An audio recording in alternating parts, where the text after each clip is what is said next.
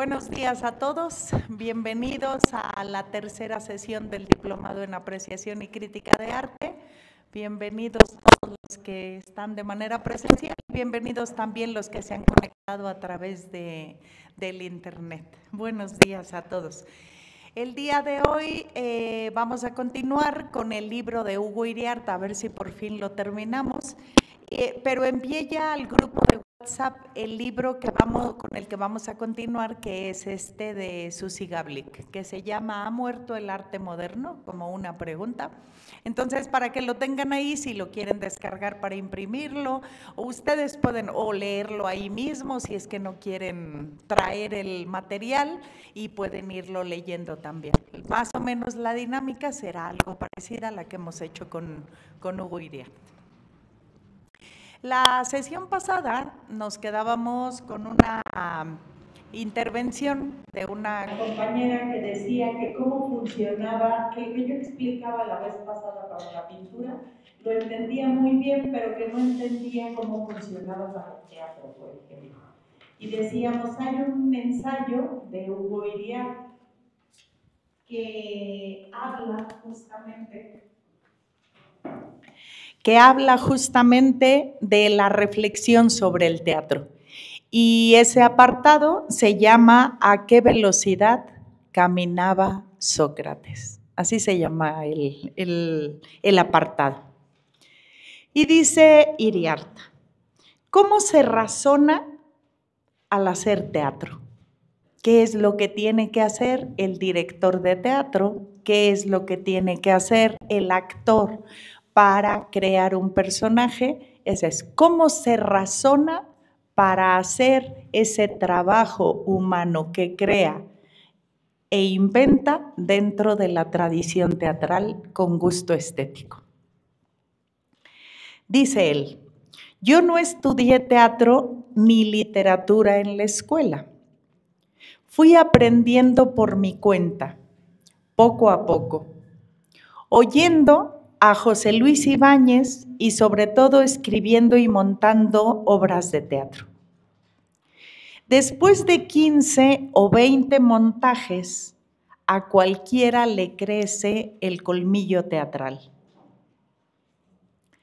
¿Cómo espera el espectador que camine Sócrates en el escenario? Que esa es una pregunta que tiene que hacerse quien dirige teatro. Este actor va a representar a Sócrates. ¿Cómo espera el espectador que Sócrates camine en el escenario? Y dice Hugo Iriarte, ahí empieza el problema. Empieza el problema para el director y para el actor, porque lo que hay que hacer es crear algo que no está, salvo en el guión dramatúrgico, y que tiene que verse en gestos y acciones para que la gente lo vea de la manera en la que el director y el actor quieren que se vea. Bueno, ¿cómo espera el espectador que camine Sócrates en el escenario? Como un hombre perplejo ante la complejidad de la vida, como un hombre que solo sabe que no sabe nada, que esa es la frase más famosa de Sócrates, ¿verdad? Que decía, yo solo sé que no sé nada, desde la sabiduría. ¿Qué significa esa frase? Significa que entre más sabemos, más distancia hay entre lo que conocemos y lo que nos queda por conocer. La gente que no sabe, pues no siente ninguna distancia con lo que falta por saber. Pero la gente que se introduce por primera vez a saber algo, cada vez le queda más lejos el fin del conocimiento sobre algo. Bueno, Sócrates, que era un sabio, ¿verdad?, dice en alguna ocasión que él solo sabe que no sabe nada, sabiendo mucho, ¿verdad? Pero es esa distancia que cada vez queda más larga. Bueno, estamos hablando de cómo espera el espectador que camine Sócrates. como un hombre que está perplejo ante la complejidad de la vida, como un hombre que solo sabe que no sabe nada, como un hombre que discurre despacio en el escenario, concentrado y meditabundo. ¿Cómo? ¿Cómo espera el espectador que Sócrates camine? Dice él, si sabemos quién es Sócrates, pues entonces esperamos algo. Si no sabemos quién es Sócrates, no esperamos nada. Esperamos la información de ese hombre que no conocemos a partir de la narración de una historia en términos teatrales para llegar a conocer a quién vamos a conocer.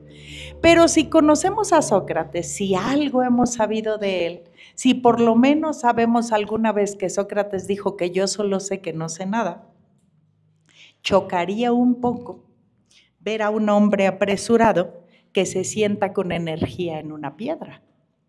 Esa no es la idea preconcebida que nosotros tenemos de un filósofo, de un hombre que se detiene a observar, que se detiene a pensar, que se detiene a escuchar y que reflexiona sobre lo que ve, lo que oye y lo que dice. Entonces esperamos de alguna manera que la gente cumpla un rol con una máscara puesta.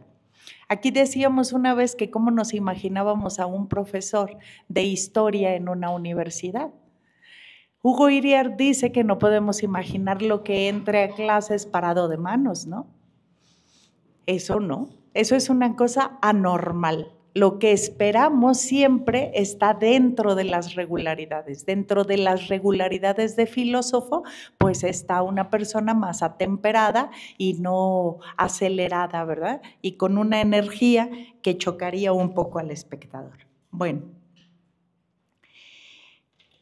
que un hombre entre apresurado y se siente con energía encima de una piedra, está más cerca de un hombre común y corriente, pero muy lejos de un filósofo y de un hombre sabio y de un hombre mayor.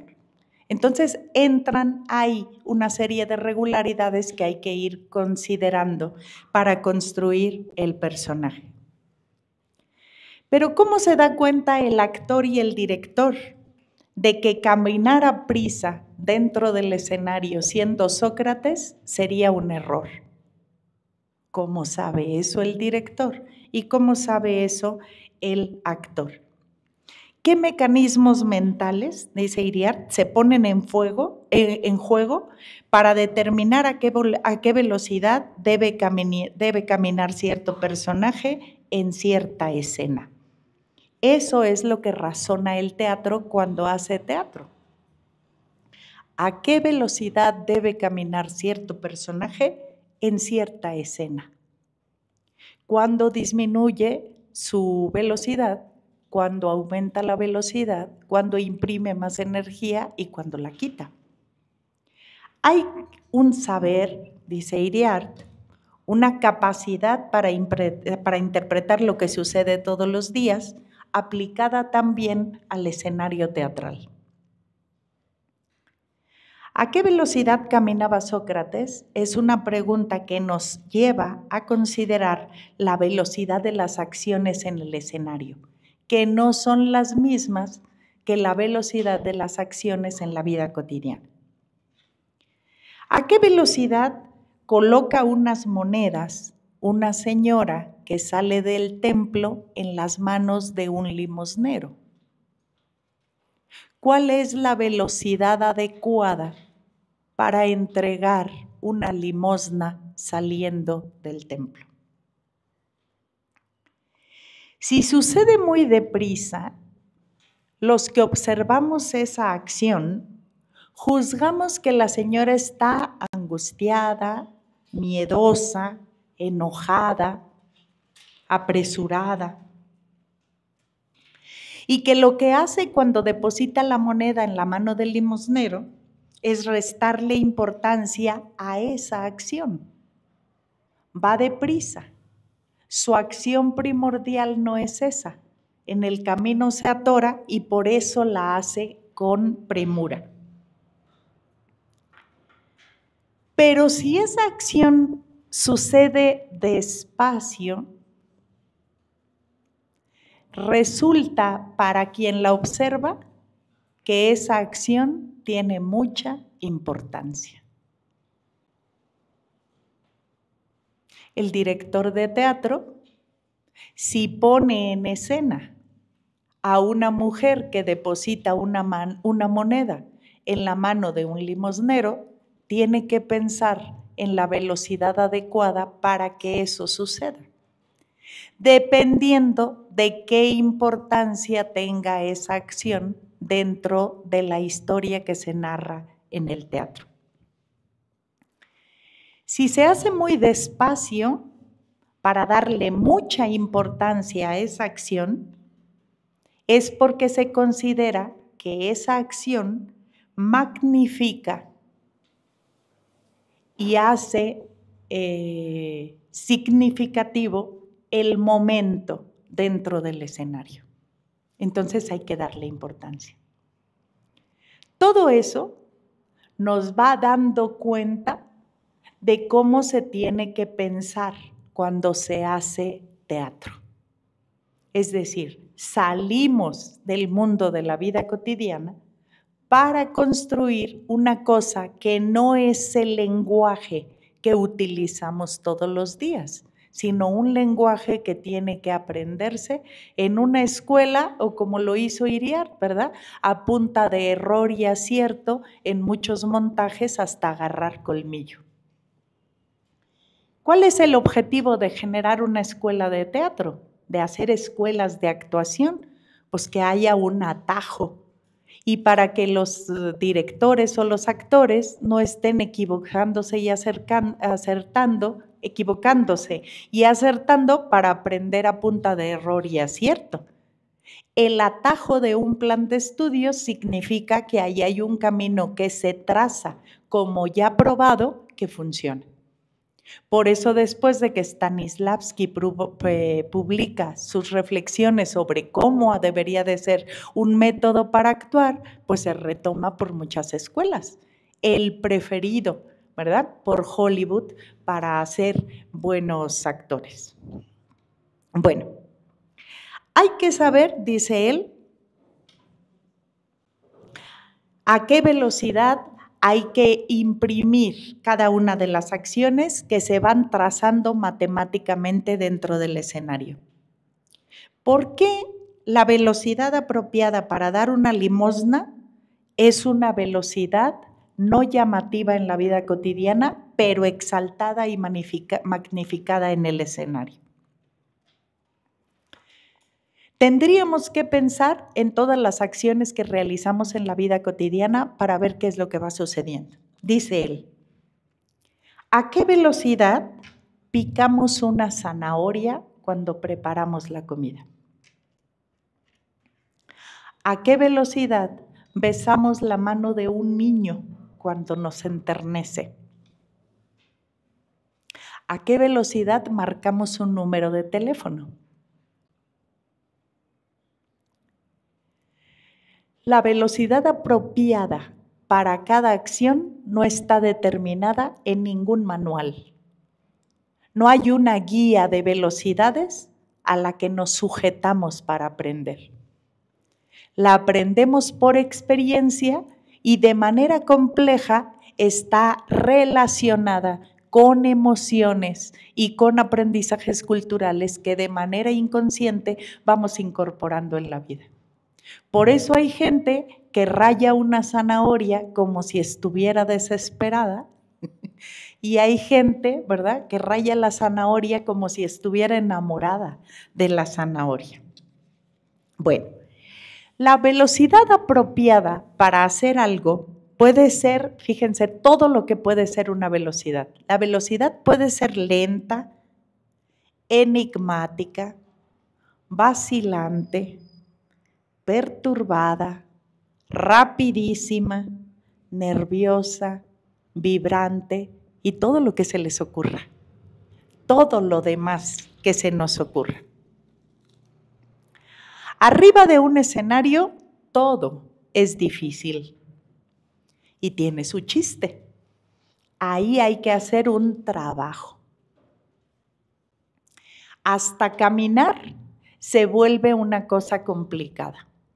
Los que hemos estado en teatro nos da mucha vergüenza caminar de todos, porque cuando uno camina en el escenario, uno camina para que lo vean. Uno es el foco de atención, entonces todo se ve. Cuando uno camina para atravesar un semáforo, es solo con el objetivo de llegar de un lugar a otro. Pero cuando uno camina en el escenario, pues entonces se convierte en una cosa complicada de la que hay que hacer luego un arte, el arte de caminar en el escenario. Se aborda el significado teatral de la velocidad de las acciones porque el cálculo de las velocidades se hace muy bien y al instante en la vida cotidiana. Se capta muy fácil cualquier anomalía que se presente. Se detecta cualquier velocidad llamativa.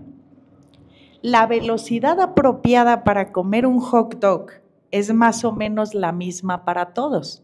Por eso distinguimos que alguien come muy rápido o que alguien come demasiado lento. Pero no tenemos ni medido ni cronometrado el tiempo para comer un hot dog. Y sin embargo, entre las regularidades de los hombres que conocen los hot dogs, ¿verdad?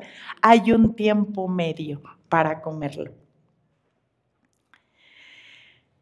Se trata de un lenguaje, dice Iriart. Así como las palabras no significan algo diferente para cada quien, tampoco la velocidad es una para cada uno y otra para otro. Hay una especie de acuerdo no pactado sobre eso. ¿Cuál es el límite para comer un hot dog de la manera más lenta posible? ¿Cuánto se puede tardar un actor en el escenario comiéndose un hot dog? ¿Media hora? ¿Una hora? ¿1 hora 40 minutos? Hablábamos la vez pasada de una obra que significa, que tiene como objetivo esperar. Esperando a Godot, ¿verdad? Es esperar, algo que nunca sucede. Bueno, llevar al escenario la manera de comer un hot dog de la velocidad, en la velocidad más lenta posible, pues sería genial que nosotros pudiéramos ver durante 1 hora a alguien comer un hot dog y no aburrirnos. Si eso se pudiera, nos sorprendería mucho el director de esa obra y el actor de esa obra, porque durante 40 minutos o 1 hora nosotros solo veríamos eso con un nivel de detalle como los videos o las fotografías que tienen un detalle para entretenerse mucho tiempo.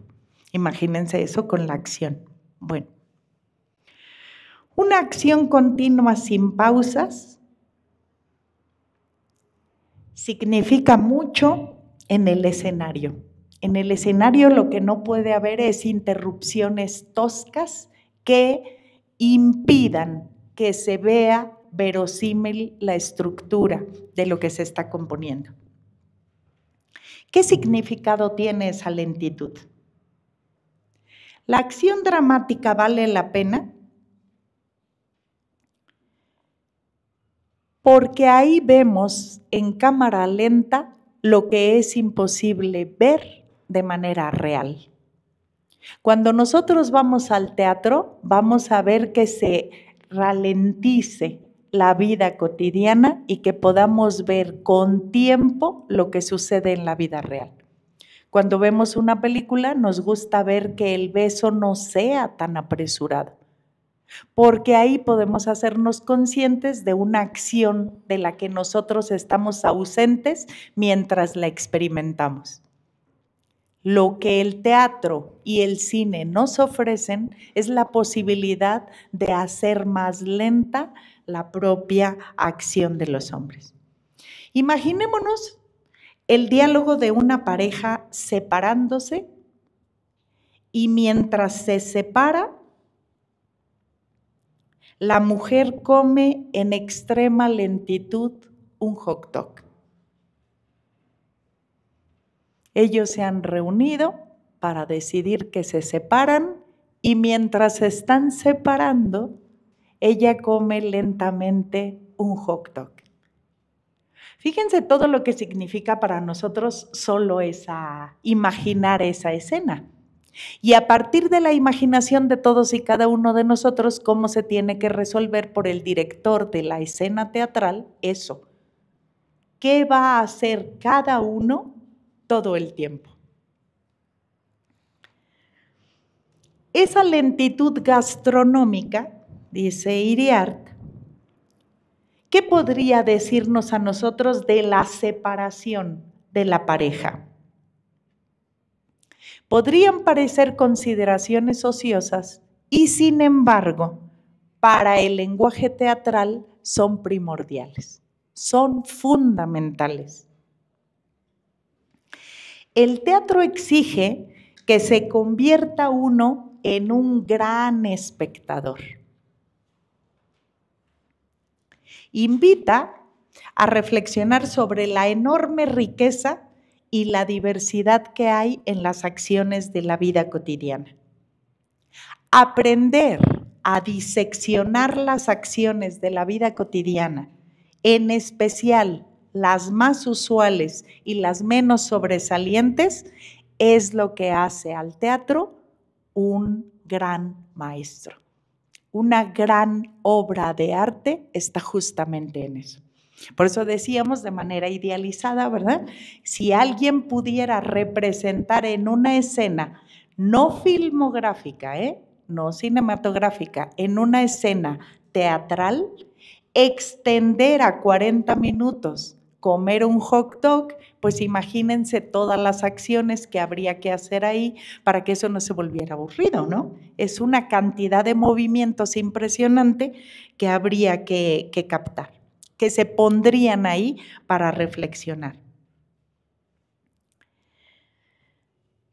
Bueno, hay una cita de Nicolás Chamfort. Sí, adelante, Pedro, que te pasen el micrófono.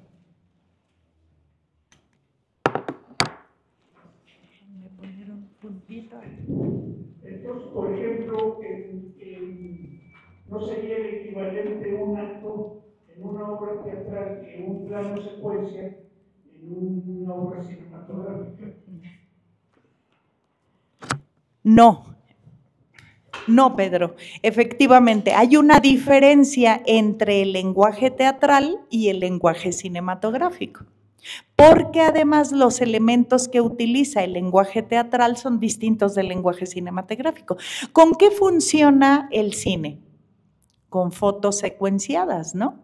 Entonces, no es lo mismo sacar una foto y luego ordenarla, ¿verdad?, en una edición, que ordenar las acciones de un personaje. Es decir, las acciones del actor en el escenario se tienen que ir secuenciando con el propio cuerpo. Está ahí, en presencia, tiene que experimentar lo que sucede. De eso es de lo que se trata, de que el actor reproduzca acontecimientos falsos como si fueran verdaderos. Eso es lo que nos gusta ir a ver al teatro, no que nos tomen el pelo y que simulen que hacen algo que no hacen, ¿no?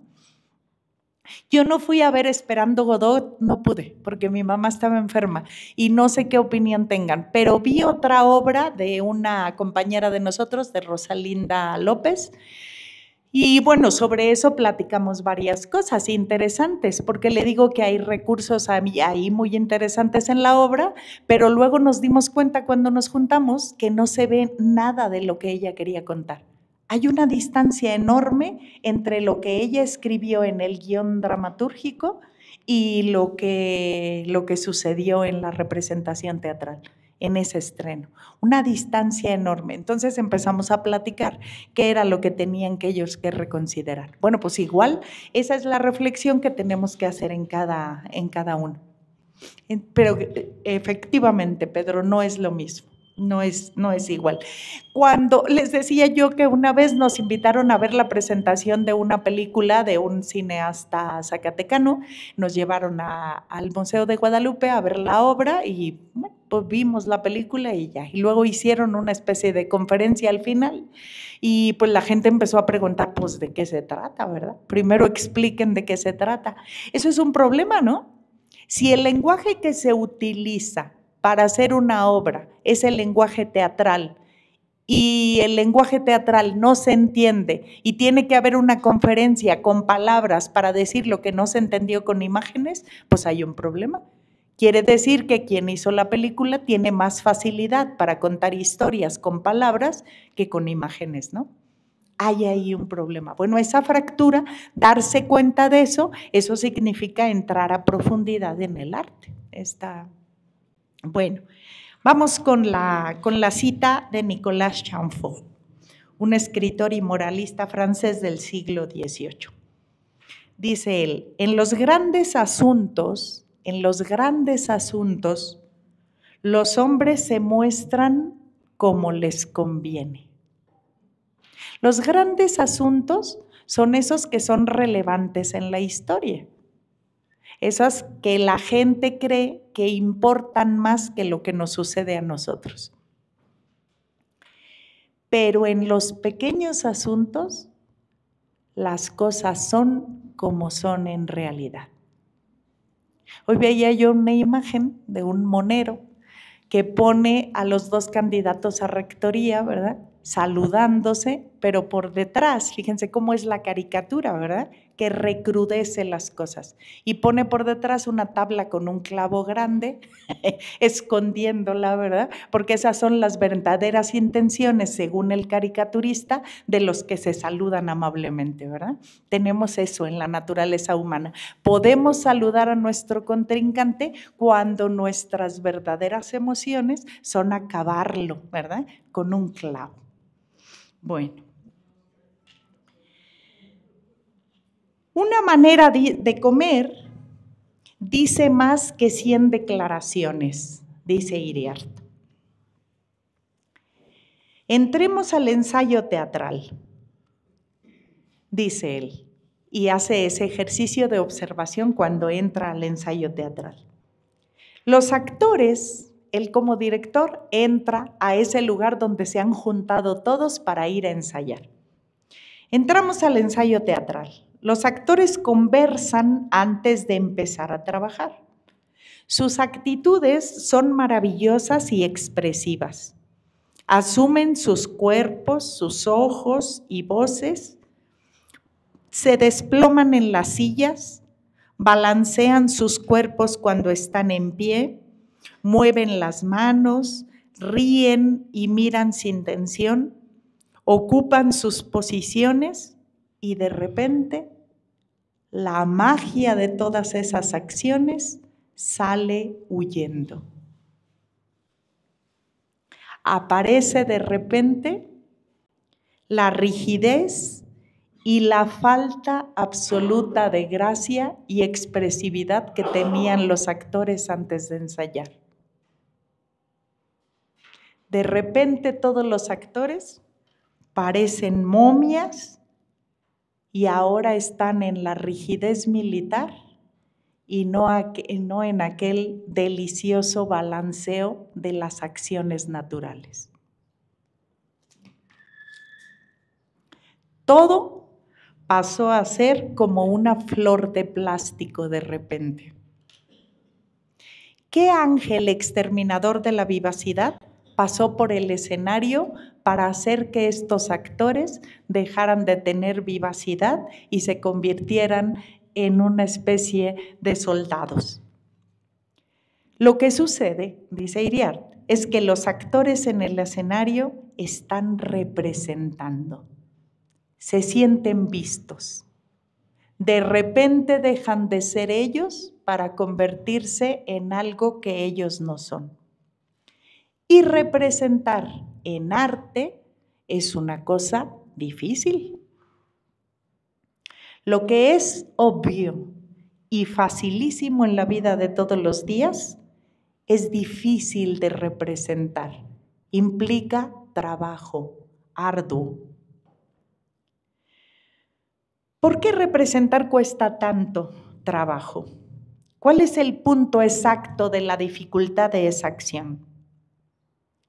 El punto exacto es el vacío que se suscita en la representación. Antes de empezar la representación, el actor está lleno. ¿De qué? Pues de sí mismo. El actor sabe quién es. El actor sabe qué siente. Y el actor sabe qué quiere. Pero el actor no puede aparecer en el escenario. El actor solo presta su cuerpo para que en el escenario aparezca un personaje. El actor entonces necesita saber quién es el personaje, qué siente el personaje y qué quiere el personaje. Es decir, necesita construir lo que no está construido. Por eso es tan difícil representar en el escenario, porque hay un vacío, ¿verdad?, que tiene que llenarse con un trabajo.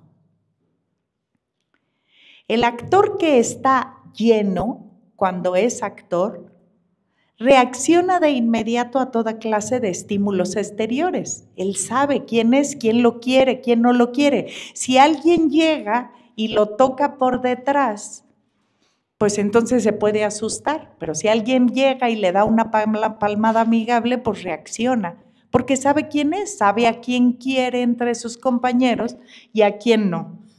Ya pasamos a otra diapositiva. No, seguimos en esta. Bueno, el actor que está lleno reacciona de inmediato a toda clase de estímulos exteriores, pero en cuanto empieza a representar, todo eso se desaparece instantáneamente, se genera un vacío. Eso es lo que sucede cuando esa magia desaparece. Las acciones normales de estos de repente se rigidizan porque lo que aparece es un vacío y una succión intensa que los paraliza. ¿Y ahora qué hago? ¿Cómo me tengo que mover? Javier siempre llega muy apresurado. Pedro siempre llega muy tranquilo. Ana siempre llega muy alegre. María siempre llega con algo de nostalgia. Pero cuando no somos ni Pedro, ni Ana, ni María, ni Javier, entonces hay que llenar a eso que todavía no está. El tiempo se frena de repente y discurre de otra manera. Fíjense cómo sucede en la cabeza del actor, del director, todo, y del espectador cuando la obra se presenta para todos, cómo el tiempo y el espacio cambian de una manera sorprendente para nosotros. Cuando nosotros llegamos al teatro y nos instalamos como espectadores, lo que hacemos es acordar con el teatro un pacto no escrito de yo vengo a ver lo que me vas a presentar y espero que lo que me presentes me convenza. ¿Eso está escrito en algún lugar? No, ni en el boleto de entrada, ni en ningún contrato que firmamos, ni cuando entramos, ni cuando salimos. Eso es solo una espera sobre un trabajo que se va a armar ahí. Por eso es importante que el trabajo se llene con cosas que sean de calidad. ¿Se transforma para nosotros el tiempo y el espacio? Por supuesto. Nosotros nos disponemos a ver una ficción muy bien armada. Cuando nosotros nos sentamos a leer una novela, a lo que nos disponemos es a que nos cuenten una historia muy bien armada. Exigimos desde antes algo que ni siquiera conocemos. Podemos sorprendernos de más o sorprendernos de menos. según las expectativas y el conocimiento que nosotros tengamos sobre eso, porque la expectativa se mueve dependiendo del conocimiento que nosotros tenemos sobre algo. Si hemos leído 5 novelas, tenemos menos expectativas que los que han leído 100 o 150 en su vida. La expectativa sube porque conocen una cantidad de trabajo mayor y eso hace una exigencia mayor también en el espectador. Bueno, el talento del actor, entonces, consiste en llenar ese vacío. Es decir, saber quién es el personaje, qué siente el personaje, qué quiere el personaje. ¿Y eso qué significa? Pues trabajar en concreto para ese personaje. Y ese es un trabajo que no se hace con acciones, sino con reflexiones desde antes. El trabajo de mesa en el teatro es fundamental para que todos los actores sepan de qué va toda la obra. Sabiendo yo que Juanita, con la que yo voy a interactuar en un momento, tiene un objetivo, mi objetivo y el de ella se conectan en el escenario. Por eso ahí todo está por construirse. Es un vacío que ha de construirse poco a poco. Hay que poblar eso de una identidad personal que hace que el personaje aparezca en un cuerpo que no tenía. El personaje es un fantasma, no tiene cuerpo. Necesita que un cuerpo lo acoja. Entonces lo que hace el actor, ¿verdad?, es prestar su cuerpo, su sangre, sus sentimientos, su pensamiento, sus emociones, prestar el cuerpo completo a un personaje con el que se va a unir. Entonces el personaje y el actor tienen que escucharse, ¿verdad? Ese es. Hamlet no puede ser representado de la misma manera por Azucena que por Esmeralda. O por Juan, en caso de que lo represente una mujer, que ha habido y muy interesantes. Pero en el caso de que lo represente un hombre, es eso. Lo que uno presta es un cuerpo para que aparezca un personaje con una identidad personal. Y hay que hacerlos dialogar. Esmeralda. ¿Así o hay que hacerle algo? Okay. Maestra, a propósito de lo que está contando, de cómo se prepara, recordé que he leído en algunos lugares… No estoy segura de que esté encendido el micrófono. ¿Hasta arriba? ¿Hasta arriba? Ahí. ¿Ya? Que muchos muy buenos actores cinematográficos, de los más reconocidos, traen una historia de haber sido actores shakespearianos, de haberse preparado en ese tipo de escuela. Entonces, eso implica que el actor teatral tenga una preparación más completa, más, ¿qué será? En todos los aspectos de emociones, de movimientos, que los que pueda tener alguien a quien le están filmando y le pueden corregir o modificar. En cambio, el que actúa en un teatro no tiene posibilidades de equivocarse. Sus palabras tienen que ir de acuerdo con los movimientos, sus imágenes. Y en este momento me estoy acordando de un actor shakespeariano, creo que ya se murió, Ian McKellen, feísimo, buenísimo actor.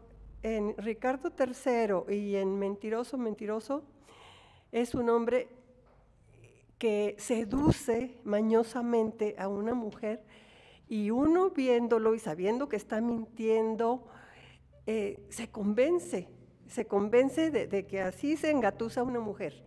En uno pues es Shakespeare, en Ricardo III, y la otra pues es una película hollywoodense. Entonces, yo no sé qué tan exhaustiva sea la preparación del teatro para eso, ¿no? Compañera, y luego ya comento yo lo mío, ¿sale? Bueno, primero que nada una pequeña... ¿Sí está? Ah, ya. Primero que nada una pequeña nota. Sir Ian McKellen ha invertido parte de su propio dinero para hacer aplicaciones de celular para acercar Shakespeare a los jóvenes, para que se pueda ofrecer en las escuelas de forma gratuita. Creo que podrían, de hecho, buscar esas aplicaciones, están como de libre, para que la gente, de libre acceso, gracias, para que la gente pueda verlas. Una cosa que es muy interesante del cambio del teatro al cine es que son lenguajes que parecen muy similares, pero no lo son en absoluto. Cuando tú vas al teatro, rara vez el teatro es interactivo, rara vez el teatro se trata de que tú te pares o te muevas o veas desde diferentes ángulos. El que se está moviendo, el que está haciendo todo el trabajo es el actor. En el caso del cine, el que hace el trabajo es la cámara, y la cámara es mucho más sensible que el ojo. Entonces, los actores tienen que aprender a manejar las utilidades de la cámara. La cámara capta todo. Entonces, si tú haces el tipo de movimiento, el tipo de actuación, el tipo de caras, de gestos que haces en el teatro, en el cine, se te va a considerar sobreactuado. Tienes que aprender a limitar eso, a manejar tu cuerpo de maneras diferentes para el lenguaje que estás utilizando, sea teatro o cine. En el caso de Ian McKellen, él lleva mucho tiempo actuando en teatro, incluso tiene, no recuerdo si él mismo actúa, pero es muy amigo de Patrick Stewart, y Patrick Stewart lleva añísimos actuando todos los años en Buscando a Godot, en una versión teatral que es magnífica. Y es muy impresionante cuando ves a un actor como Ian McKellen dominar ambos lenguajes, porque no son el mismo. Y cuando uno ve grabaciones del teatro, es muy distinto, incluso con los mismos actores, es muy distinto cuando están actuando para la cámara que cuando están actuando en el teatro. Son lenguajes que pueden parecer similares, pero que son muy, muy distintos. ¿Qué tal? Un comentario para afirmar lo que dicen las compañeras. Hay actores que empiezan haciendo sus estudios precisamente en el teatro. Comienzan con el teatro y luego, no sé, novelas y luego cine o algo así. Bueno, total. La cuestión es que muchos actores se quedan en el teatro, se regresan al teatro porque es lo que los llena, los llama la atención, su vida, no sé, lo que más le llena. Entonces, mire, relacionando, bueno, la actuación en el cine es una cosa, pero la representación en vivo de una obra teatral es otra cosa no es, mire, una cosa es ir a una exposición a ver una exposición de arte, como escuchar un disco de música. No es lo mismo ir a un concierto que escuchar un disco, no es lo mismo ir a un taller que, por ejemplo, ir a la exposición, o así en vivo y ya en especie, ya en su acabado presencial o edición presencial, algo así. No es lo mismo en vivo, una representación en vivo, ver algo en vivo que grabado o ya impreso o ya presentado. Es la representación, el teatro. Bueno, efectivamente, el lenguaje es diferente y implica un trabajo distinto para alguien que filma que para alguien que actúa, por todas estas cosas que nos compartían los compañeros. En el caso del cine se pueden editar las cosas, ¿verdad? Puede uno no decir un discurso de corrido, puede equivocarse y puede repetirlo y luego se edita y se pega. Hay maneras, hay trucos de que eso se limpie un poco más. En el teatro la exigencia es más grande porque hay que sostener el personaje durante 1 hora o lo que dure la obra de teatro, 1 hora o 1 hora y media, y entonces ahí hay un ejercicio corporal mucho más fuerte. Pero en esa exigencia corporal lo que hay es un aprendizaje distinto y es un poco lo que nos compartía ahorita la compañera. Son cosas distintas, pues. Estamos hablando del teatro, que es lo que está reflexionando en este apartado Hugo Iriart. Bueno, dice que ese vacío que se genera en el actor para representar un personaje tiene que poblarlo con una identidad personal, con uno o con varios propósitos, porque depende de lo que tenga que hacer el actor, ¿no? El actor, si lo que quiere es representar 2 o 3, ¿verdad?, propósitos en el escenario, pues entonces hay que poner una bitácora y decir, yo, ¿verdad?, lo que tengo que mostrar al espectador es que estoy muerto y que muerto estoy reclamando un espacio de soledad que luego se va a facilitar con un encuentro en un espacio extraterrenal. Bueno, pues ahí son 3 propósitos distintos. ¿Cómo le hacemos para que cuando tú aparezcas en escena, el espectador sepa que ya estás muerto? Y entonces hay que empezar a pensar, ¿verdad? ¿Qué con mis acciones le pueden dar la información al espectador de que no estoy vivo, de que estoy muerto, de que yo ya me morí, que me maté porque desaparecieron a mi hijo? Pero que me reencuentro con mi hijo en un espacio que no es en un espacio que no es la tierra, sino el cielo. ¿Cómo le hago para que el espectador sepa desde el inicio que esa historia no está en la tierra, sino en el cielo? Y ahí empieza todo, ¿verdad? Bueno, entonces mira, tú puedes empezar y entonces empieza la construcción de ese vacío que tiene que llenarse con propósitos específicos para que el espectador entienda lo que está viendo.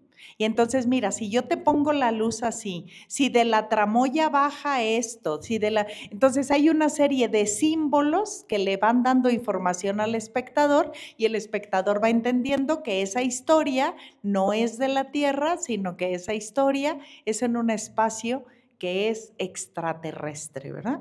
Bueno, ¿cómo se llena el vacío? Dice Iriart. Se llena usando la imaginación teatral, que no es lo mismo que la imaginación pictórica, que no es lo mismo que la imaginación poética, que no es lo mismo que la imaginación dancística, que no es lo mismo que la imaginación cinematográfica. La definición de actuación en la Enciclopedia Británica, dice Iriart, dice lo siguiente: actuación es el arte de reaccionar ante estímulos imaginarios. Los buenos actores, directores, escenógrafos, saturan con su imaginación el escenario. Y es de eso de lo que se trata. Un buen actor satura su personaje con imaginación. Un buen director satura el escenario con imaginación. ¿Para qué? Para desaparecer el vacío que tiene el actor, el director, el escenario, la iluminación y todo lo que está alrededor del teatro. Esta imaginación peculiar es teatral.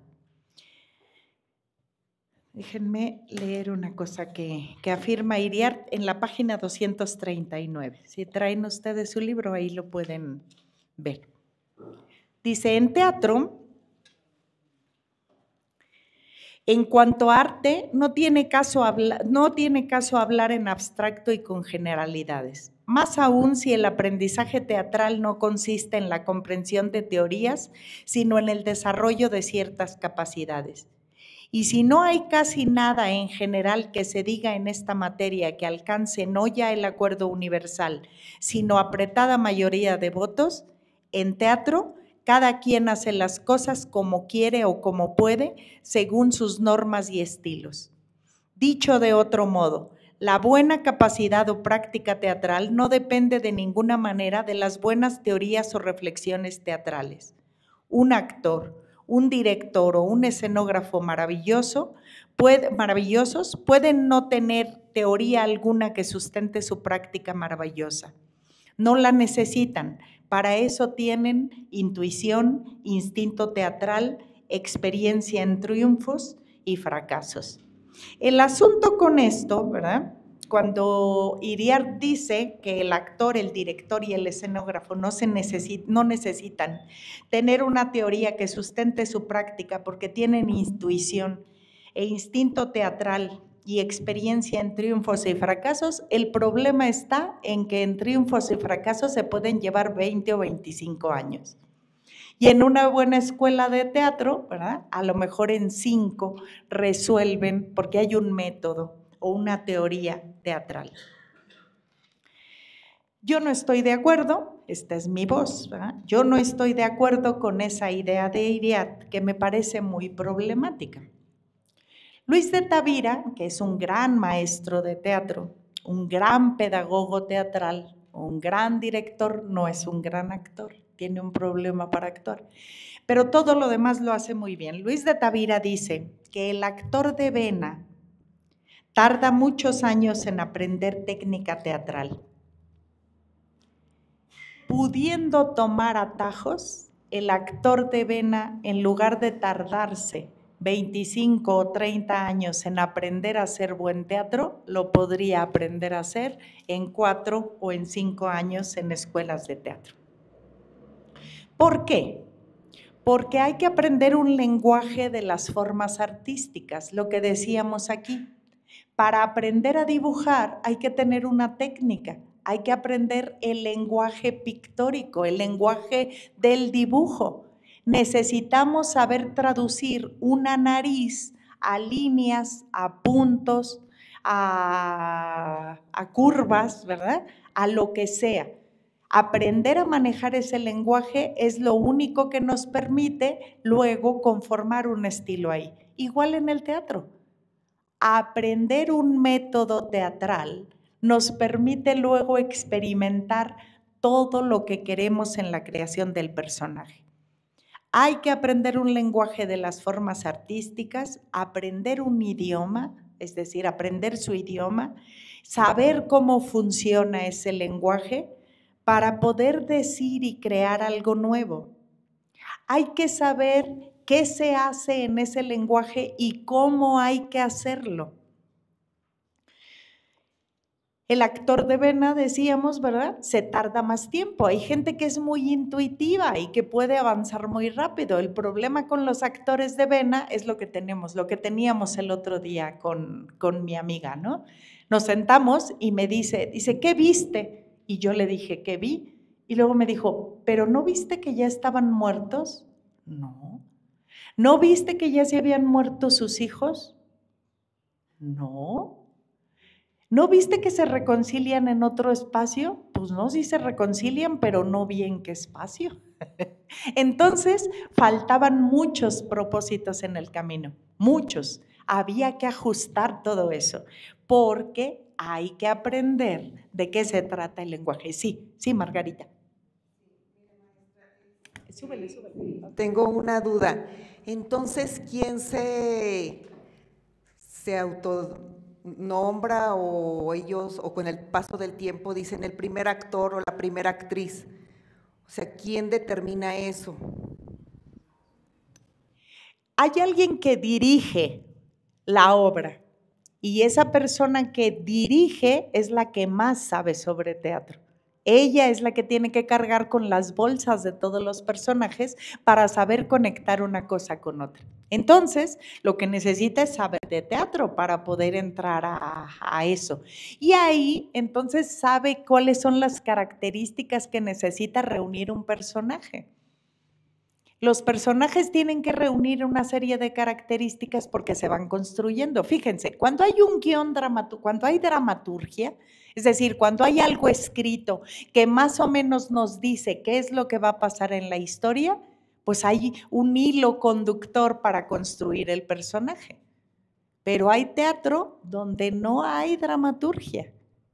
Si hay dramaturgia y dice, el personaje fulano, ¿verdad? El viejo uno. Bueno, primero tiene que estar viejo.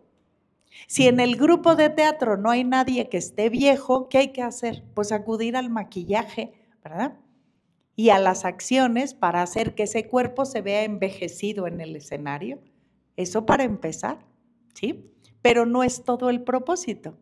Eso del primer actor, el segundo actor y eso, pues es una determinación. ¿Qué significa eso? Que tiene más participación uno que otro, pero eso no es una regla. Yo les platicaba de la Comedia dell'arte, de ese grupo de teatro italiano, y yo les decía, un actor secundario, porque no estaba en toda la escena, solo entraba, daba una pirueta, recogía la licorera con las copas y iba y las ponía en la mesa donde estaban los que estaban platicando. Bueno, esa escena se volvió, en mi opinión, eso es lo que más recuerdo de la obra, ¿verdad? En lo primero. Ese para mí era el primero, esa maroma, ¿verdad? Ese guiño que hizo, porque recupera todo, lo vuelve a poner y el guiño que hace es, todo estaba despegado, ¿eh? Vean mi hazaña, no solo no se rompió, sino que además todo estaba despegado. Se tropieza, según él, ¿verdad? Hay un tropiezo, suelta la charola, se va la licorera para arriba y las dos copas, agarra la charola y vuelven a caer la licorera y las dos copas. Y entonces hay eso sucede en fracciones de segundo, ¿eh? Esos son momentos así que uno como si los viera en cámara lenta. Por eso les digo que en el escenario parece que el tiempo y el espacio se transforman mágicamente. Vimos eso.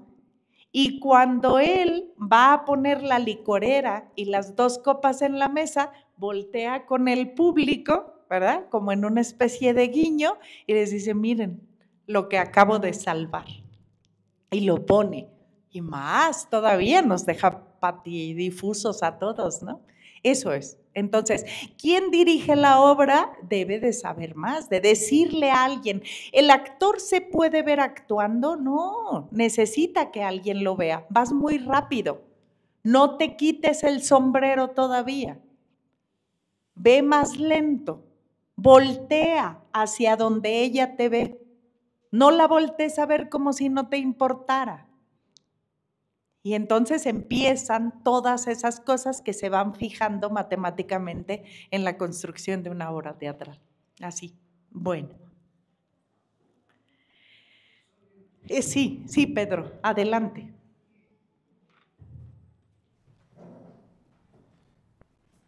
Y todas esas instrucciones son posibles, por ejemplo, solo en cine, donde se puede, digamos, editar el sonido, agregarlo posteriormente, o digo, en el teatro, un chícharo en el oído de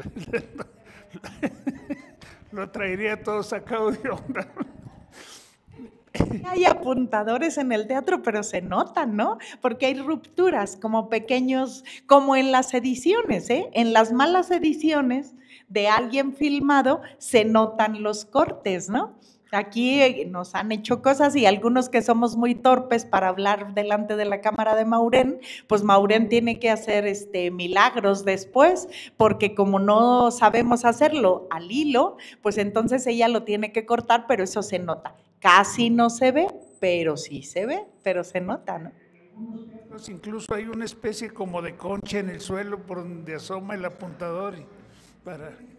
Esos son los apuntadores. De mucho teatro clásico, como los textos son muy grandes, los apuntadores están, pero se notan, ¿no? El problema con los apuntadores es que se nota, porque ahí no se ha liberado la bifrontalidad del autor, ¿se acuerdan? Del actor, que yo les he platicado.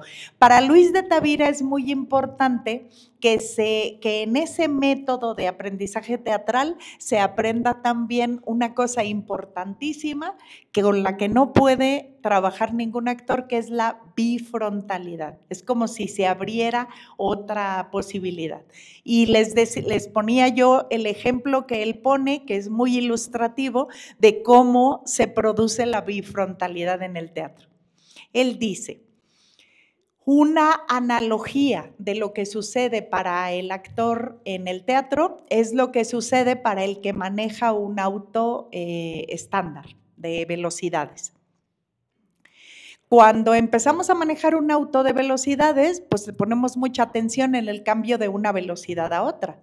Vamos muy atentos y muy nerviosos porque además son muchos pedales, son muchos cambios de velocidad. El automático está, pero papita, ¿no? Pero para los que aprendimos en bocho, la velocidad estaba muy trabajosa de pasar de primera a tercera. Luego a veces se equivocaba uno con la tercera y la primera. Y, bueno, muchos equívocos. Dice Luis de Tavira, cuando aprendemos a manejar ese tipo de autos, lo que hacemos es que llevamos toda la concentración puesta en esa manera de manejar. Dice, nos cae mal todo, dice, no queremos que nos desconcentre nada, hasta le decimos al que va hablando al lado, cállate, porque no me concentro. Apaga el radio, porque no me concentro. Necesito llevar todos los sentidos puestos en el cambio de velocidad. Necesito oír el motor cuando va forzado para cambiarle de primera a segunda y de segunda a tercera. Apaga todo, ¿sí? No me puedo distraer. Cuando sabemos manejar eso, cuando hemos incorporado mecánicamente ese aprendizaje a nuestro cuerpo, llega un momento en que ya no necesitamos ir pensando cómo manejamos. Y puede suceder, dice Luis de Tavira, que salgamos de una reunión muy conflictiva de trabajo, nos subamos enojados al coche, ¿verdad? Y empecemos a conducir hacia nuestra casa sin pensar para nada en cómo pasamos de primera a segunda, de segunda a tercera, de tercera a cuarta. Ni cuándo pusimos el freno de mano, ni cuándo lo quitamos, ni cuándo metimos el pedal. Cuando hemos aprendido mecánicamente, ese aprendizaje se ha incorporado tan bien que ya lo hacemos sin pensar, en ese momento liberamos una parte de nuestro cerebro para poder pensar en algo más que manejar. Para el actor sucede lo mismo. El actor necesita conocer a detalle, absolutamente a detalle, todo lo que va a hacer y todo lo que va a decir, para que libere en su cabeza una parte que le pueda hacer convivir con el resto de personajes en el escenario. Y eso le permitirá actuar de manera más natural y de manera más fluida con los demás, porque ya no está tan atento a sí mismo, ahora puede estar atento a lo que está afuera. Domina también lo propio, que ya puede estar atento a lo que sigue. Los mejores actores son los que pueden improvisar. Si el otro se atora, yo te ayudo a que te desatores, porque ya sé a dónde vas. Ya no me digas. Como cuando les decimos a los amigos, vienes encabronado, ¿verdad? ¿Cómo sabes? Pues se te ve. ¿Sí? Bueno, el actor tiene que llegar a conocer también al otro compañero, al otro personaje, saber qué siente, qué quiere, quién es, para poder convivir. Ese es el estado, ¿verdad? Ese es el acceso a la bifrontalidad. Es como si tuviéramos dos cerebros. Controlo lo mío, pero también puedo estar atento a lo que no es mío, a lo tuyo. Y entonces se abre una posibilidad de creación muy interesante. Bueno, la dificultad en el teatro, a ver, déjenme ver, creo que ahí me quedé.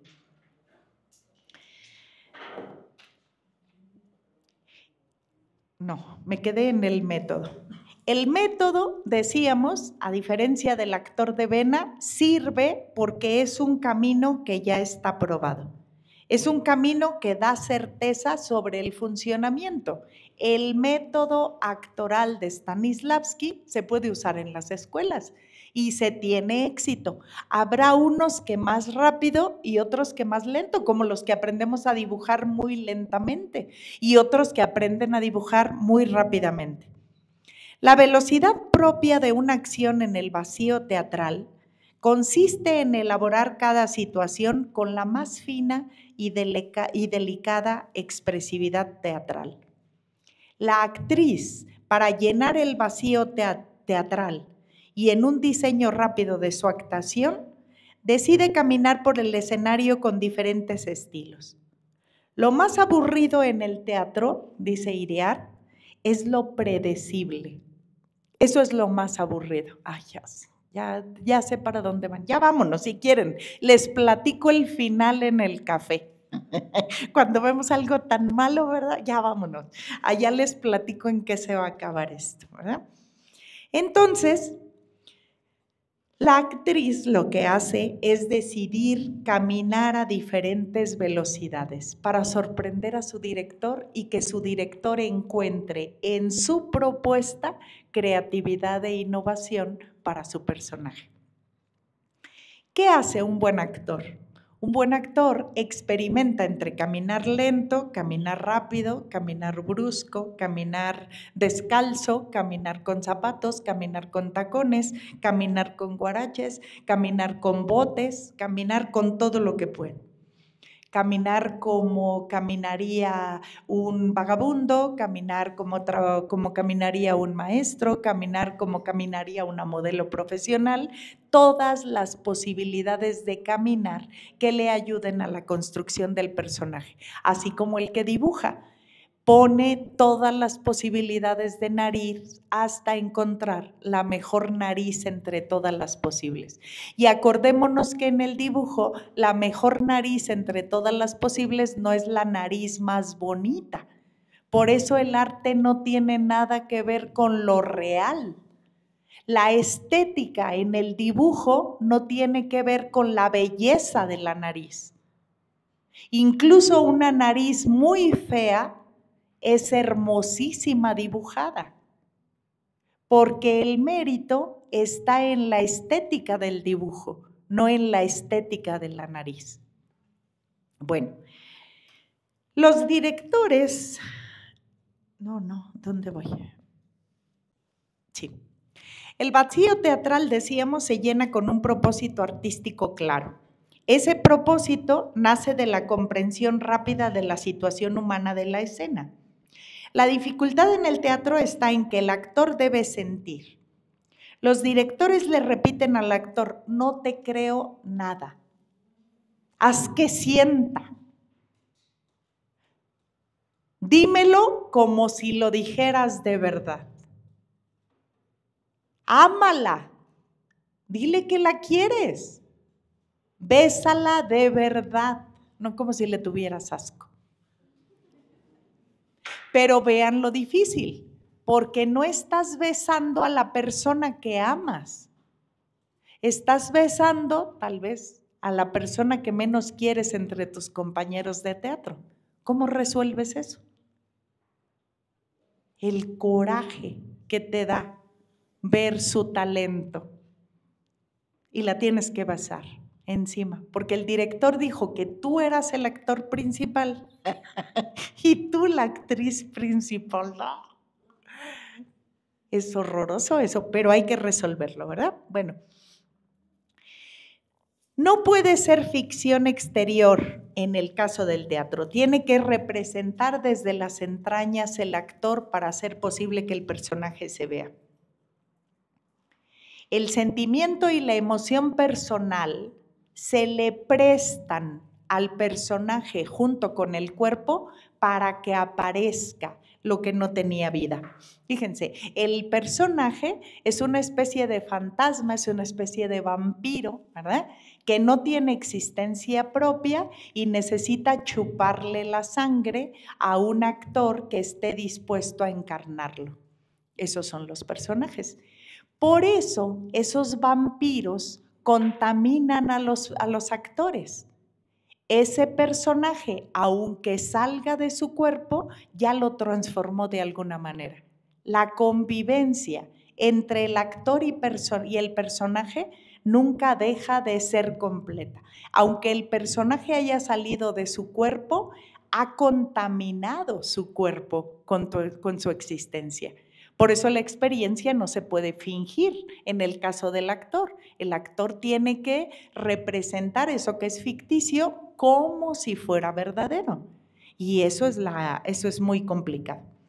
El actor se conecta con sus vivencias y emociones para poder encontrar en esas vivencias y emociones personales la posibilidad de conectar con el personaje. Y el problema está en que la variedad es tan enorme como los modos de ser. El actor entonces, en resumen, dice Iriart, llena el vacío teatral con un propósito artístico claro. Quiere que se vea lo que él dice que se va a ver. Expresa sus vivencias personales y sus emociones a través de un personaje que quiere que se vea como tal y no que lleve a confusión. Por eso decíamos, si no hay un buen trazo de lo que el personaje va a decir, pues el personaje nos puede confundir y en lugar de hacernos llorar, nos arranca una carcajada de manera inadecuada. Eso es un defecto, ¿verdad? En la producción teatral. Eso sería una diferencia. Bueno, preguntas hasta aquí terminamos. ¿A qué velocidad avanzaba? ¿A qué velocidad caminaba Sócrates, verdad? Hasta aquí eso. ¿Alguna pregunta hasta aquí sobre lo de teatro? Hoy no vino la compañera que tenía las dudas, pero bueno, a ver si luego lo ve.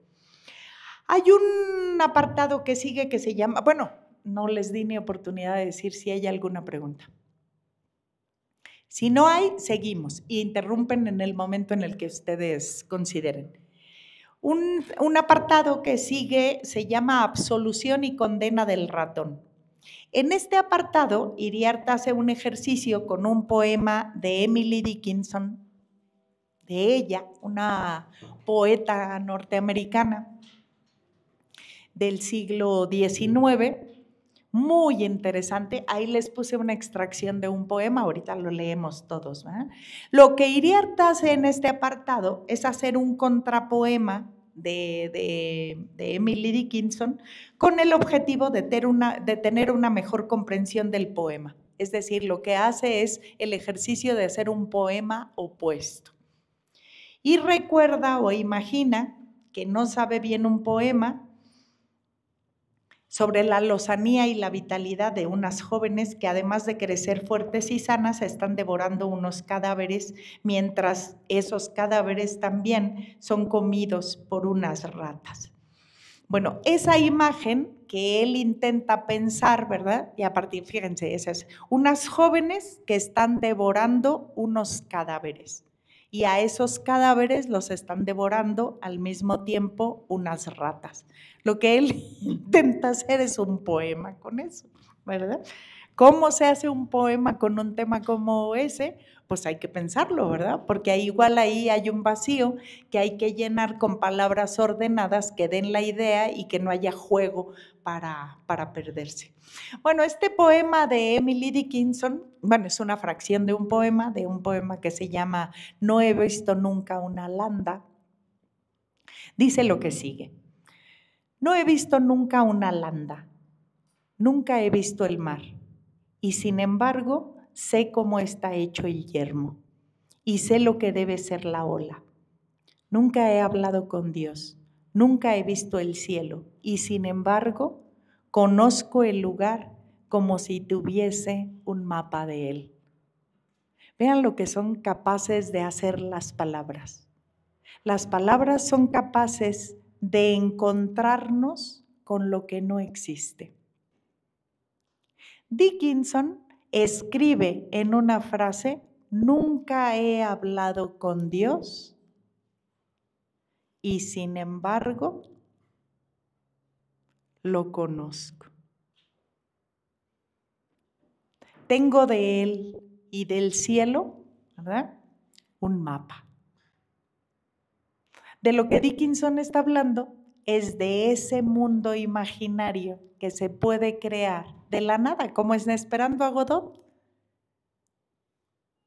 Lo que nosotros pensamos es que siempre hay que esperar algo, pero ¿qué significa esperar nada? ¿Qué significa conocer lo que nunca hemos visto? ¿Qué significa eso? Bueno, ese significado de los poemas, ¿verdad? Lo que los poemas hacen es que nos introducen en un mundo que parece, ¿verdad?, fácil de interpretar y resulta que tiene una complicación de significados muy, muy grande. Bueno, el siguiente apartado, ya tengo prisa porque se acaba Iriart, ¿verdad? Está muy largo Iriart. Se llama El guante de ámbar. Y en El guante de ámbar, Iriart habla del siglo de oro español. Un siglo que se caracterizó por grandes contribuciones en las artes, las letras, la política y la ciencia. Especialmente en el siglo de oro español proliferó de manera peculiar la poesía. Se calcula, fíjense un dato interesante, ¿verdad?, que a la muerte de Felipe II de España había 3,000 poetas en España anhelando la notoriedad y los honores. Las tertulias por aquel tiempo proliferaban al punto de que Ortega y Gasset decía que él asistía a una tertulia por la mañana y a una tertulia por la tarde. Eso, decía Ortega y Gasset, me ayudó mucho a escribir mis obras completas. En las tertulias se hablaba mucho de lo que a Ortega y Gasset le interesaba para poner en sus obras completas. El gran entusiasmo de la época se mostraba en la participación en toda clase de contiendas y certámenes políticos. Lo interesante de aquel entusiasmo por la poesía fue que la poesía participaba en la vida cotidiana y eso hacía que el arte cobrara una gran vitalidad. Era tanto lo que se escribía en verso, ¿verdad?, que hasta el teatro se hacía en verso, los carteles se escribían en verso, las recetas de cocina se escribían en verso, las disputas entre los contrincantes se hacían en verso y así. El arte metido en la vida cotidiana del siglo de oro español, ¿verdad?, hacía que los premios de los certámenes fueran muy importantes para los que participaban. Ahora a veces nos dan una constancia que aventamos a la casa del perro, ¿verdad? Cuando llegamos a la casa, te lo regalo. Nos importa muy poco. Bueno, los premios en los certámenes del siglo de oro español consistían en objetos como los que siguen. Guantes de ámbar, que solo recibían casi la realeza. Esos estaban reservados para ellos, pero también ahora para los que escribían poesía. Objetos bendecidos por el Papa, tazas de plata, bandas de seda, piedras preciosas, bolsones de oro, doblones, pajuelas de oro para limpiarse los dientes y los oídos, mondadientes de plata, no eran cualquier carajada, ¿no? Ahora le dan a uno un papel, ay, que no. Bueno, sirve a veces para los estímulos, ¿no? Bueno. Bueno, dice Iriart, en esos premios había calor, ¿verdad? Había calor humano, había entraña y por eso se peleaban también con más entusiasmo los poetas.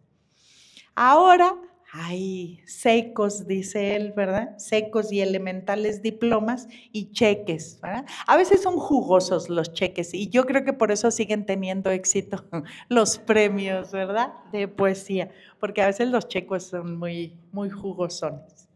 Bueno, esos galardones de alta estima en el Siglo de Oro son los que, en opinión de Iriart, son los que le imprimen a el arte la posibilidad de intervenir también en la vida cotidiana. Se considera todo al mismo tiempo y eso es lo que se ha perdido en el arte últimamente. Hemos desvanecido tanto las cosas que ahora se han diluido tanto de importancia y de interés que ahora pues nos parece que eso no tiene ninguna importancia. ¿Dónde vamos a encontrar explicaciones a lo que sucede con el arte contemporáneo? Pues en Susie Gablik. Ella explica por qué el arte contemporáneo es tan… Eso, fíjense cómo se llama su libro, ¿verdad? ¿Ha muerto el arte moderno? ¿Ya se murió? En lo que vemos ahora, el plátano pegado con cinta gris en una pared, ¿es arte o no lo es? Bueno, va a tener que esperar la respuesta para cuando veamos a Susie Gablik. Bueno, vamos a al siguiente apartado, que se llama Configuraciones. Tatiana Nikolayeva toca 24 preludios y fugas. Acuérdense que todo este apartado se llama Arte y Artistas, ¿verdad? De eso es de lo que está hablando Hugo Iriart. Dice él que en el bicentenario de la muerte de Bach se organizó en Leipzig un concurso de piano donde Dmitri Sostakovich era uno de los jurados. Dmitri Sostakovich era pianista y compositor soviético del siglo XX. Él nace en 1906 y muere en 1975. En ese concurso de piano donde Sostakovich era jurado, las reglas les pedían a los participantes tocar, entre otras cosas, uno de los 48 preludios y fugas de una obra de Bach que se llama El clave bien temperado. 48 preludios y sus fugas. En ese concurso sorprendió una jovencita rusa que dejó al jurado la elección del preludio y la fuga. Ella llegó, se instala en el piano y en lugar de ofrecer lo que ella había elegido, les dice, ustedes díganme cuál de los 48 quieren que toque. Ya eso, hijo, ¿verdad? Bueno. Ella tenía preparada la colección entera de los preludios y las fugas de Bach, todas. La esforzada pianista, dice Iriart, Tatiana Nikolayeva, ganó el concurso. No solo por cómo empieza el concurso, sino porque satisfizo, ¿verdad?, las reglas que establecía el jurado para ganar. Despertó el interés de Sostakovich, ¿verdad?, en esa interpretación, y Sostakovich empezó a componer preludios y fugas. Acuérdense que él era un pianista y compositor ruso soviético que no tenía interés en hacer preludios ni en hacer fugas hasta que Tatiana toca y dice, algo ha de haber en esto interesante que puede convertirse en una beta de exploración para mí como compositor. Entonces empieza él a componer preludios y fugas y le pedía a Tatiana que fuera a escucharlo una vez que había compuesto cada una. Bueno, de Sostakovich, no nacieron 48 preludios y fugas, pero sí alcanzó a hacer nacer 24 preludios y fugas en una obra que denominó Opus 87 y que lo escribió en menos de un año. Andaba, pero fascinado. Tatiana lo inspiró a componer. Y ella interpretó también, ¿verdad?, los 24 preludios con sus fugas.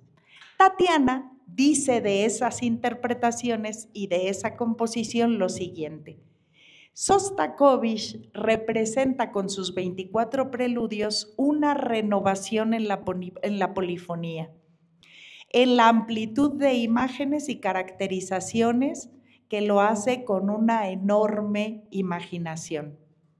Sostakovich pasa en los preludios de la tragedia al humor y de lo alegre a lo grotesco. Un maestro sin duda. Esta es Tatiana y ese es Sostakovich. Tatiana, aquí está, Nikolaeva. Aquí está escrito el nombre. No lo alcanzas a ver, ¿verdad, Gela? Te lo deletreo. Nikolayieva.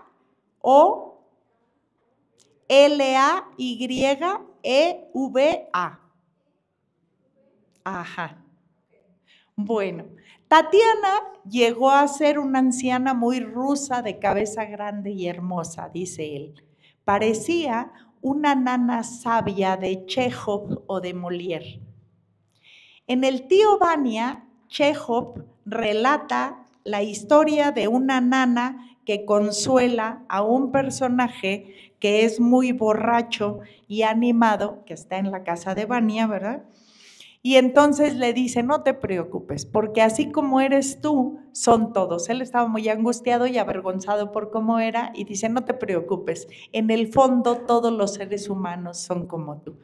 Y entonces dice Iriart que esta empatía que tienen las mujeres sabias y ancianas de las novelas de Chekhov, ¿verdad?, son sólidas, razonables y compasivas.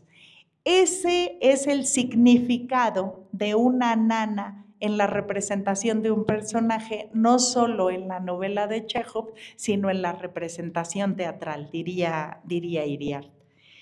En un mundo enloquecido por aspiraciones y fracasos, que es a lo que estamos acostumbrados, muy bien nos haría tener de vez en cuando una nana de Chekhov, ¿verdad?, que nos escuchara para poder consolarnos un poco nuestra depresión.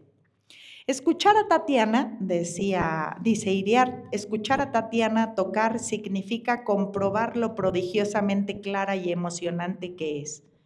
La forma del preludio, seguido de una fuga, es atractiva y satisfactoria, porque la libertad juguetona del preludio le sigue.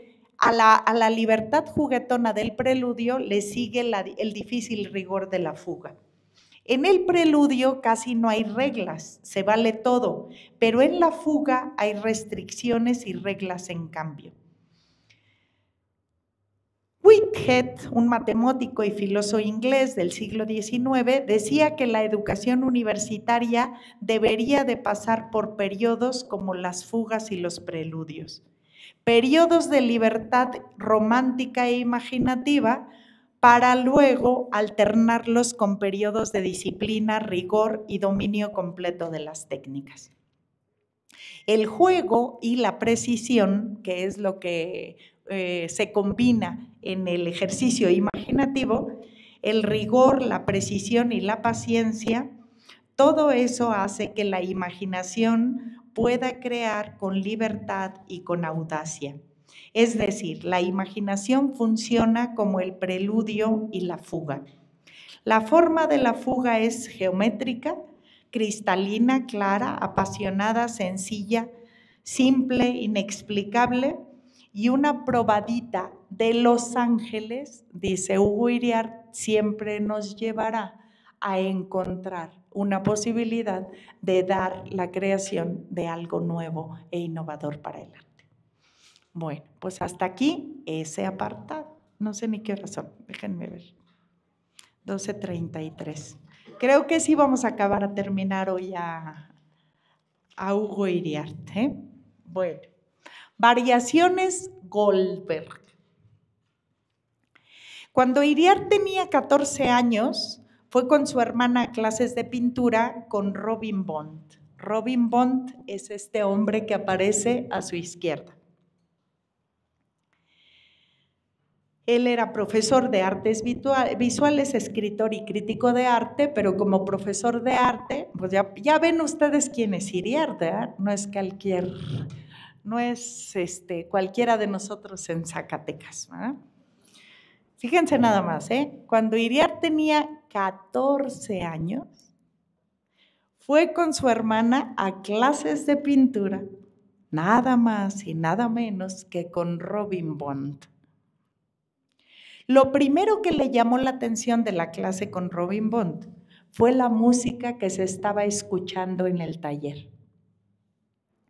Dice Iriart que lo que se estaba escuchando en el taller eran las variaciones de Goldberg, de este que está al otro. Bueno, ese es el intérprete de la composición.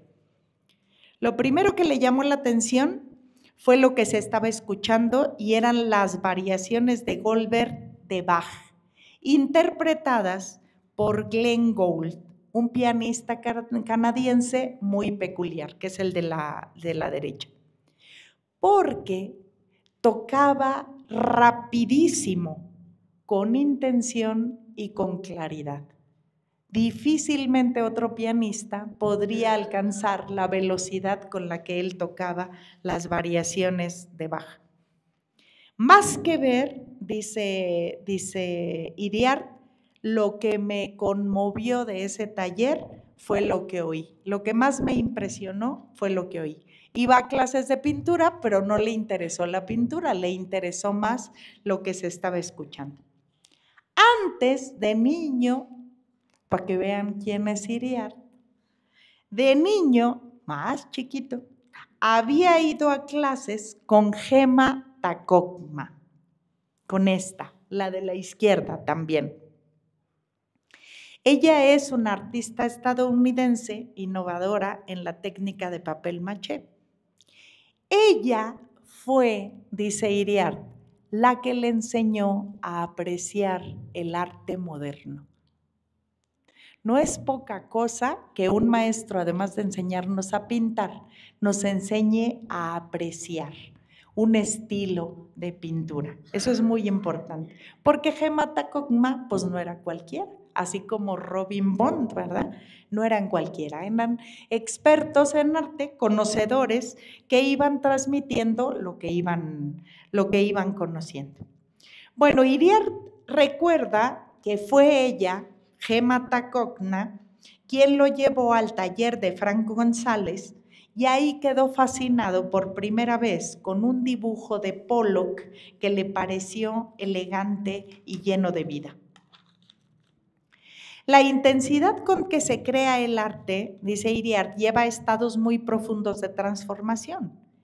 En la primera grabación de Glenn Gould de las variaciones de Goldberg de Bach, el canadiense se volvió medio loco. Tocaba tan rápido, tocaba tan rápido que eso lo llevaba casi a la locura. Eso era cuando él era joven. Hubo una segunda versión de grabaciones de estas variaciones y ahí Gould se escucha más reposado y sabio. Dice Iriart, Gould descubrió con el tiempo la lentitud y la estética de la lentitud. La primera versión dura 38 minutos y 27 segundos. La segunda versión dura 50 minutos y 15 segundos.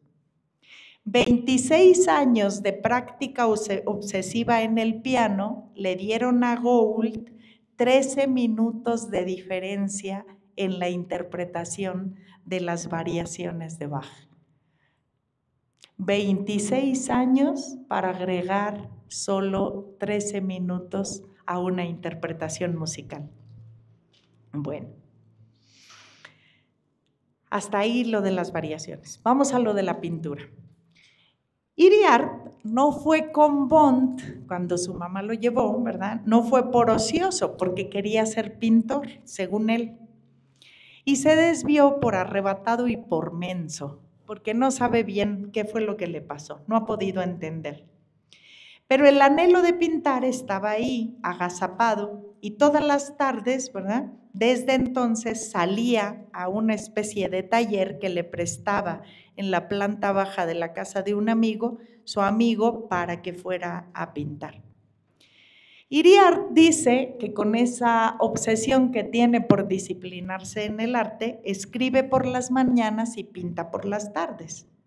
Antes ocupaba sus tardes en montar obras de teatro, pero de un tiempo hacia adelante decidió que iba a dedicarse a pintar.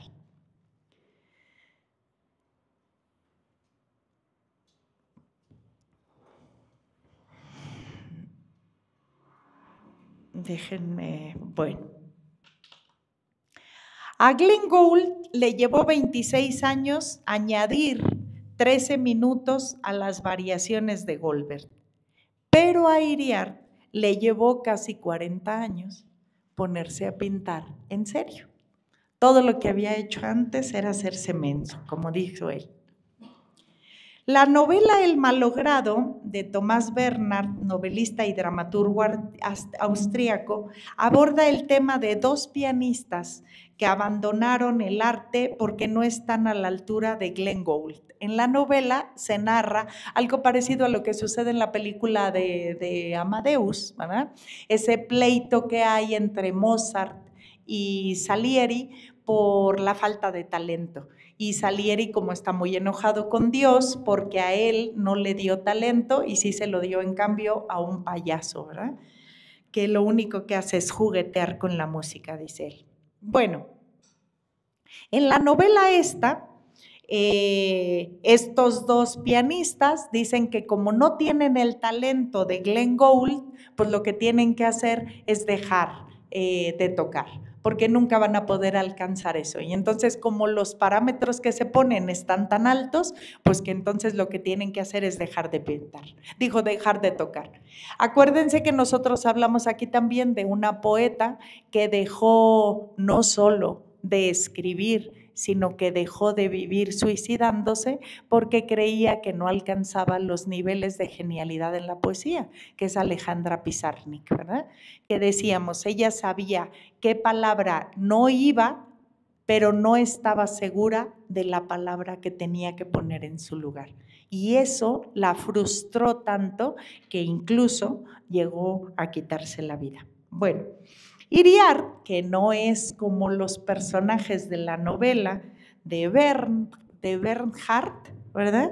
Sino que tiene más fuerza para seguir sobreviviendo después de haber pintado muchos cuadros muy malos, intenta después de 40 años volver a pintar. Sabe que pintar no es fácil, pero intenta pintar buenos cuadros, y eso le produce una tortura muy grande, porque sabe que los buenos cuadros son casi imposibles de pintar. Se tortura, pero no deja de actuar. Entonces se toma las cosas, dice él, con un espíritu deportivo, se concentra, pinta deprisa, con aplomo y seguridad, sin vanidad y sin martirio, ¿verdad? Y no siempre le sale todo bien.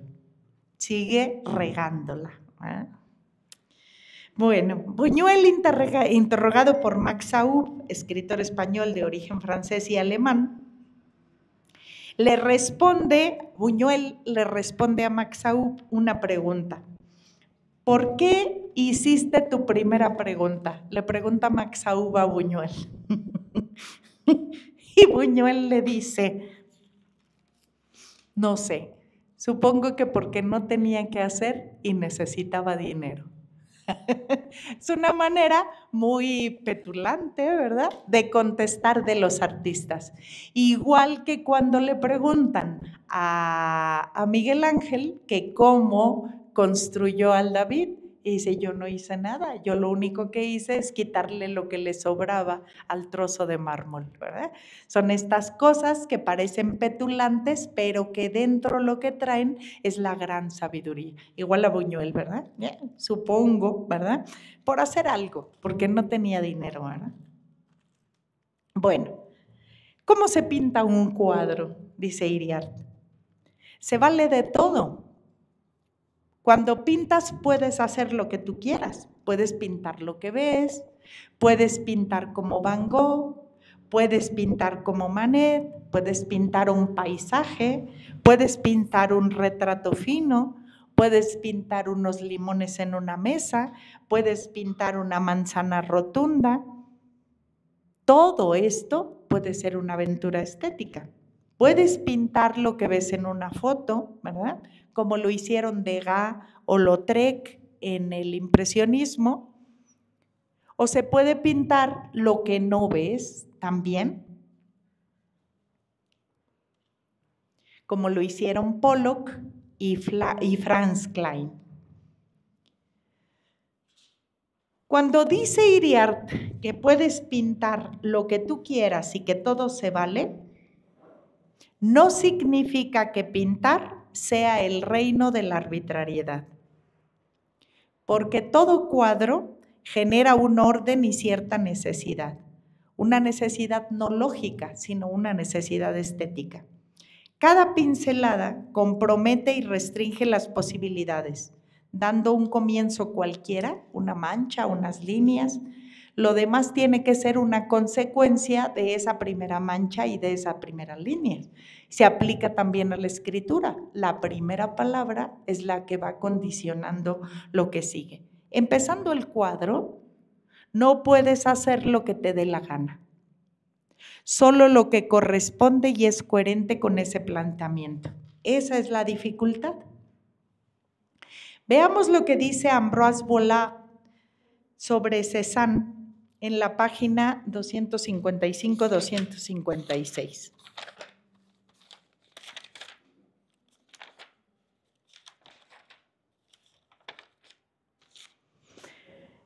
Dice Vollard sobre el trabajo de Cézanne. Mal puede imaginar quien no haya visto pintar a Cézanne hasta qué punto era lento y penoso su trabajo algunos días. Cézanne hizo un retrato de Vollard. Vollard era un vendedor de arte al que contrataron muchos, entre otros Cézanne. Él se encargaba de vender los cuadros, ellos de pintar y él de vender. A Vollard, Ambroise Vollard, lo pinta Cézanne y fíjense lo que dice. Mal puede imaginar quien no haya visto pintar a Cézanne hasta qué punto era lento y penoso su trabajo algunos días. Hay en mi retrato que por entonces Cézanne pintaba sobre la mano 2 zonas minúsculas carentes de pintura. En su mano hay unos pedazos que no tenían pintura. 2 zonas minúsculas carentes de pintura. Se lo advertía Cézanne. Si sale bien la sesión que hoy he acabado en el Louvre, me contestó, quizá mañana halle el tono justo para tapar esos claros que has encontrado. Compréndalo, señor Vollard. Si pusiera ahí cualquier cosa al azar, no me quedaría más remedio que volver a empezar todo el cuadro a partir de ese sitio. En la pintura no se puede meter algo solo por meterlo, porque si haces eso, entonces mejor lo tiras a la basura y lo empiezas nuevamente. Dice Vollard, no pude menos que temblar ante semejante perspectiva. ¿Qué hizo Cézanne con la respuesta a Vollard? Enseñarle a apreciar el arte. Te está hablando un maestro. ¿verdad? Tú no puedes decir dónde le falta y dónde le sobra, porque no sabemos exactamente qué es lo que le falta. Bueno, un ejemplo extremo y delicioso de que en el cuadro no se puede hacer lo que a uno le da la gana. Cuando el pintor es grande como Cézanne, la precisión es extrema. No se pueden cambiar las palabras en los versos de Becker o de Góngora. Tampoco se pueden cambiar las notas en Bach, Debussy o Ravel. Cézanne, el más revolucionario de los pintores, declara su necesidad de ir al Louvre con telas y pinturas para copiar humildemente a los viejos maestros. Ya sabiendo pintar, no llena de aprender. Tiene que ir a pintar, a copiarles a los viejos maestros para aprender. En poesía, dice Iriart, no se pueden copiar los versos. Pero en pintura no tiene nada de raro copiarles a los grandes maestros. La apropiación del modo de hacer ajeno es directa y sin recato. Arshil Gorky, pintor armenio, pionero del expresionismo abstracto, ¿verdad?, adoptó un seudónimo para hacerse parecer, adoptó un seudónimo para hacerse pasar, no parecer, por sobrino de Máximo Gorki. En realidad su nombre era Bozdanin Adoyan. Este pintor armenio, ¿verdad?, padre fundador de la Escuela de Nueva York, copió muchos Picassos sin descanso antes de encontrar su propio camino para pintar. De este pintor, de Arshil Gorky, de Koning, otro gran pintor holandés, dijo un elogio que envidian todos los pintores. Ya quisiera cualquier pintor escuchar esto de Arshil. Decía,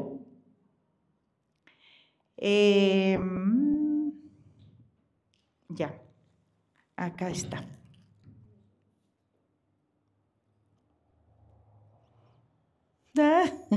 Ya lo encontré. ¿Qué elogio tan bonito? No, ya lo encontré. Ya. Arshil Gorky decía, ¿verdad?, de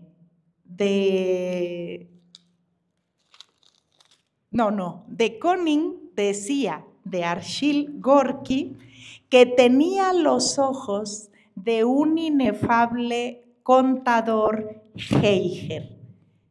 El aparato Geiger, ¿verdad?, es un dispositivo que mide la radiación de partículas muy pequeñitas de radioactividad, muy chiquititas. Bueno, salud. Lo que decía de Koning, de este pintor, es que cuando este pintor iba a los museos, sus ojos descubrían hasta lo más pequeño. Ese es un contador, dice, en los ojos tenía un contador infalible, Geiger. Bueno, estas cosas que dicen de la gente a ese punto. Se obsesionan tanto con los detalles que entonces pueden ver lo que los demás no alcanzamos a ver, ni siquiera la mitad de eso, ¿verdad? Bueno, la mitad de un pintor en su facultad de apreciación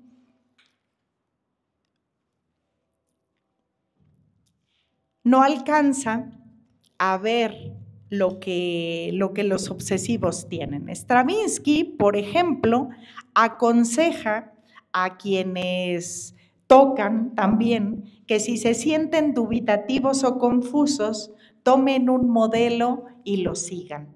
Eso puede desestresar la ansiedad por el vacío de creación. Eso es lo que dice Stravinsky, ¿verdad? Si te sientes dubitativo y confundido, lo que puedes hacer para estimular la imaginación es tomar un modelo y seguirlo.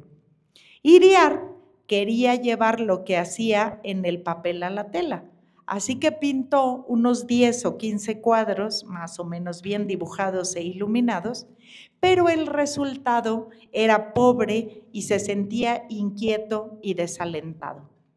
Un día descubrió un telón de fondo que pintó Leger para un ballet y pidió permiso, estaba en una librería, pidió permiso para fotocopiarlo y se llevó la fotocopia a su taller. La puso delante de él y empezó a pintar. No quería copiarlo propiamente, sino tomarlo de modelo en el sentido que Stravinsky aconseja a todos sus alumnos. Trabajó unas horas y tenía un cuadro distinto al de Leger. Había pintado un cuadro muy distinto a este, pero este lo había inspirado. ¿Qué había sucedido en la inspiración de este cuadro en el ejercicio de pintura? Sucedió, dice él, que cuando terminé el cuadro, me senté a verlo y me puse a pensar, ¿qué hice con este cuadro enfrente? Había logrado pintar todo el cuadro al mismo tiempo. Había ido a la sustancia del cuadro con energía constructiva y sin entretenerse. Había suprimido los detallitos y atendido el conjunto. Había logrado, dice Iriart, que el cuadro me hablara, que el cuadro mismo me indicara cómo debía organizarlo. Iriart miró el cuadro y el cuadro le pedía a Iriart que hiciera un trazo u otro, o elegir un color, o elegir otro, o mezclarlos. No había preconcepciones. Esta pintura fue un libre diálogo con la tela y ahora estaba pintando de verdad. Este fue un descubrimiento que me llevó al frenesí porque había logrado lo más difícil de la pintura, la simplicidad. Y no solo de la pintura, sino de cualquier cosa, ¿verdad? Ya saben que en la literatura lo más difícil es escribir de manera simple. Lo más difícil es simplificar la escritura.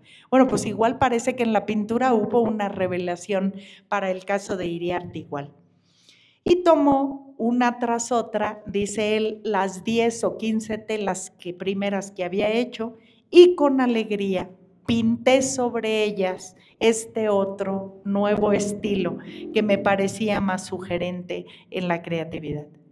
Si eso es o no bueno, Iriart no lo sabe, pero ahora se siente menos frustrado que al principio con la pintura y cree que vale mucho la pena seguir adelante en esa exploración. Y así termina el libro. Así que hasta ahí. ¿Alguien hasta aquí? ¿Algún comentario? ¿Alguna? Qué bien, ¿no? Ya hasta sudé, dije, capaz que nos llevamos a otra sesión con Iriart. Bueno, alguna cosa hasta aquí, son muchas cosas las que dice Iriart, muchas cosas que vamos ahí asimilando, pero creo que vale la pena que lo vayamos incorporando, sobre todo a esta cosa un poco más compleja que vamos a empezar el próximo viernes, porque entramos a una cosa que es más contemporánea, pero que nos ayuda a responder por qué ese plátano con esa cinta pegada en la pared, ¿verdad?, se puede considerar una obra de arte. Bueno, ¿algún comentario? ¿Alguna cosa que quieran decir antes que nos vayamos? Bueno, pues si no hay nada, deseo que descansen este fin de semana y que volvamos todos con mucha alegría el próximo viernes. Muchas gracias a los de aquí y muchas gracias también a los que nos siguieron este día en línea. Que pasen un buen fin de semana. Adiós.